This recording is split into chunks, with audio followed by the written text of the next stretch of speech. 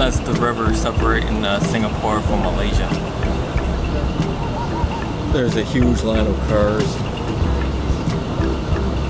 all waiting across the border. It's like this bridge between Johor Bahru and Singapore. Once you're on it, there's really nowhere to go. You just sit there and wait and wait and wait. Oh, finally. That was tough, man. And to think that, you know, thousands of people do that every day. And if you go during rush hour, it's actually worse.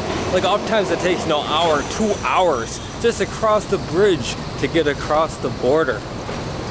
I mean, for people who commute, that's like, you know, hour, 2 hours one way, you know, 2 hours coming back home. That's like 4 hours a day just crossing a border to get to work on the other side. Now, I mean, a lot of people live in Johor Bahru in Malaysia instead of Singapore because it's a lot cheaper. But is it really worth it? I started this trip at 9 a.m. pretty much right on the border in Malaysia, and it's now 11. 2 hours have gone by, and I've moved maybe 10 kilometers. So the first thing that I do when I come to Singapore is I find like a hawker center, like kind of this food court area like this, and I get a really big tiger beard. It's just a tradition. So what am I doing in Singapore? Well, I came into Singapore for two things. One, my wife's birthday is on Wednesday, so I'm looking for a good gift for her. Reason number two, I'm here to interview a guy for a story that I'm working on for Forbes. I'll talk more about him later. But I just have to say, I'm really happy to be back in Singapore. Now, I've been coming through this city-state, you know, many times over the past, I don't know, past decade or so. But every time I come here, every time I, you know, land in the city, every time I start walking down the streets, I just get this really good feeling. I mean, basically this is, you know, an artificially created country, you know, in the heart of Asia that's made up of people from, you know, India, you know, Malaysia, Southeast Asia, and China. Culturally speaking, this is my turn wheel here, right? So I could be in one place, you know, and access all these, you know, different cultures, which I'm familiar with from previous travels and the places that they traditionally come from. So it's kind of like a travel all in one.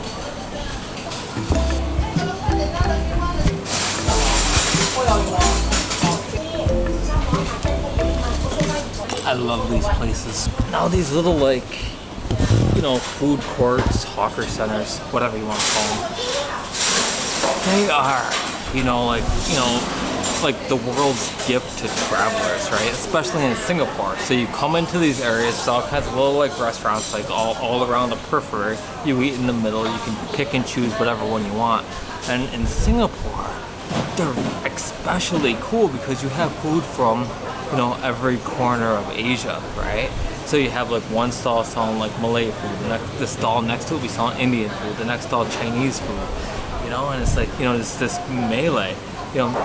Well, basically, it's the culinary representation of all the cultures that live here, and it's all, you know, dirt cheap. So now, I'm looking for a birthday present for my wife.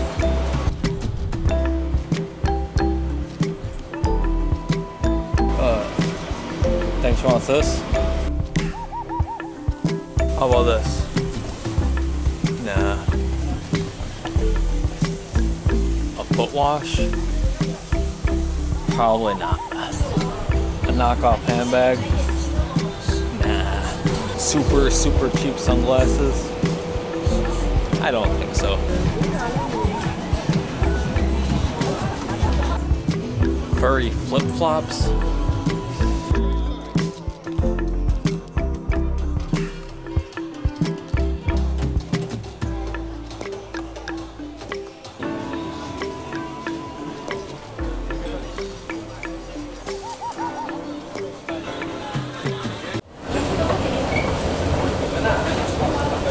Let's go to a new part of town.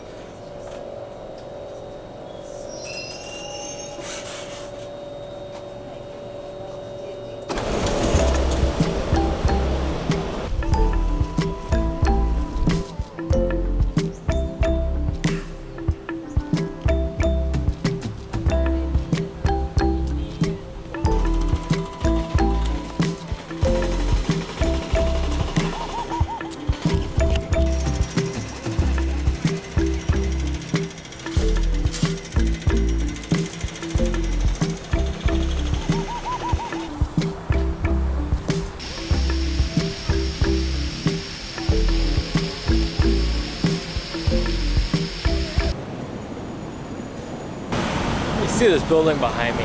See how it's like all covered in plants? Well, it's something that they call Skyrise greenery, and it's extremely popular in Singapore now. I mean, I can remember in like, you know, the 90s and so, you know, we had this like dumb hippie idea that we'll just cover the buildings in our cities with plants that'll be like ecological and like, you know, naturey and all that crap. Well, now it's actually being done in Asia, and Singapore is like one of the places that's like, you know, really leading this this charge to just cover their cities in plants.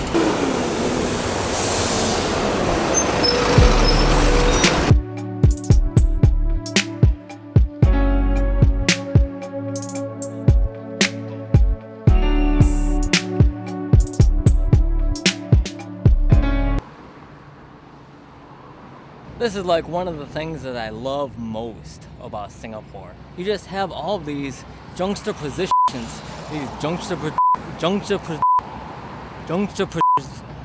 overlaying of culture on top of culture, time period on top of time period. And there's just no better shown than, you know, this kind of a new kind of a redeveloped area of town, like near Harbor Point, you know, just to the south of Chinatown, right? And you have all these like, you know, store and, you know, modern skyscrapers, but yet you still have these strips of like the old traditional houses, right? And they just exist side by side.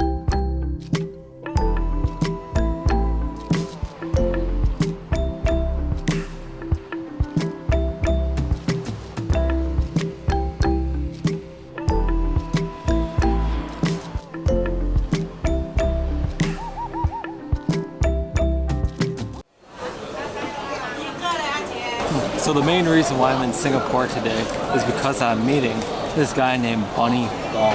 He was one of the earliest makers that came to Shenzhen. It's so busy. A lot of the parts here are remanufactured, recycled. Some are new, some are fake. Bunny, let's talk about initial results. Sure. Thanks for setting all that up, Ed, and motivating the background for why we're trying to do what we're trying to do. When we started out the project, the basic challenge that was outlined is how do we take a venue where you know, reporters meet with sources and secure it against state-level adversaries. Other than that, the guy he's pretty cool, right?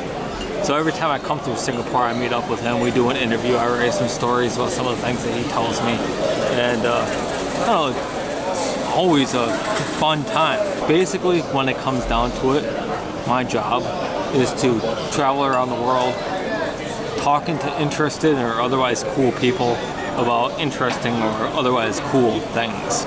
This is what I'd be doing anyway.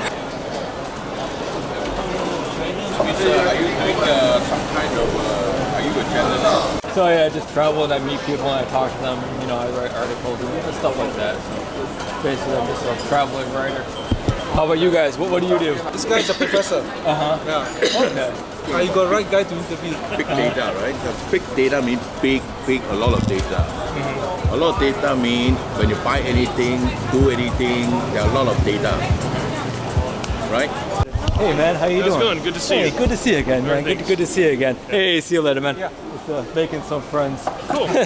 One of Bunny's biggest current projects is working with a startup, Chibitronics, to make a fully interactive workbook for kids that's designed to teach the basics of coding as well as to demystify the world of electronics. The idea is that you have like a storybook that like introduces you to electronics. You get an exercise that you actually craft into the book itself. So you actually like put the copper tape and the circuit stickers into the book, and then you like attach it to the edge like this, right? And then like the thing here, the light would turn on, and you can turn the page, and then the light would show up here, and you can decorate it. So it's like it's a fully interactive electronic workbook. Now, what motivates you to do this, right? Like you have like all kinds of different projects going on. Oh yeah. Now, why do you care that young people are? Okay. See you. See you later. So why do you care that young people are kind of getting into coding and getting into electronics? Yeah. I mean, so first of all, like I think educating people about technology is very important to me. So one of the principles that I kind of adhere to is that there are no secrets in technology. Right? Everything in like your camera and my phone was made by humans. It's not like the universe where we can't necessarily know if there's life on other planets. They may not be knowable within the scope of our species, but everything we put in a phone, we should know. The problem is that like there's now, because of the way sort of rights controls work and the way, you know, patents and monopolies and the way people sell technology to people, they package it up. They want you to believe like it's magic, right? And then the moment you believe that the technology is magic and you put all your life in the cloud and then the corporation owns that, then you're kind of almost like, in a way, bonded to that corporation. And there's no way out of that if you believe that these boxes are magic, right? And so as we become more and more dependent upon technology, I think it's actually more and more urgent that we get people to learn about stuff that's on the inside, so you don't end up with like sort of a priesthood of technologists who run everything at the end of the day. And that's kind of where we are right now today, is that a lot of the important decisions in technology is made by a tiny fraction of the population, a group of people who kind of operate like a priesthood. There's initiation rites to get into it, there's a certain culture, it's very male, right? It's very non-inclusive, but the decisions they make impact society as a whole, right? And I'm just worried that like, so far, you know, it's been benign and people have been like, you know, treating us well and so on and so forth, but you know, the free ride kind of typically ends at some point in time, you know, when the corporate interests and the profits and the shareholders have to sort of get their value. They want us to keep on seeing growth on it. And so at some point in time, like, you know, we're going to need to emancipate. And if we don't keep on educating the young people and getting in technology and thinking technology for them, I think that we end up in a dangerous situation. So it's a cycle, like, you know, the United States.